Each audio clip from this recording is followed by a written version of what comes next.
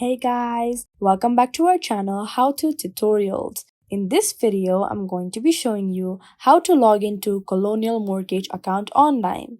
First and foremost, to log in, make sure you have an account on Colonial Mortgage. If you do, then to log in, open your preferred web browser. Here, I'm using Safari for now.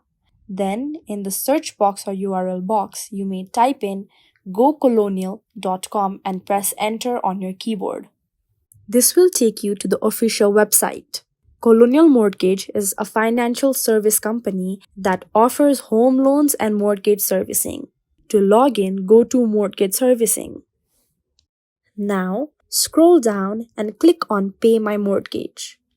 You will then be taken to a new page from where you have to scroll down and click on the login option under Login to your account.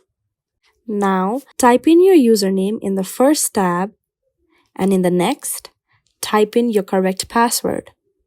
If you forget your username or password, you may click on Forget Username or Forget Password, located below. After filling in your login credentials correctly, you may click on this box below Remember My Username to agree to the terms and conditions and privacy policy.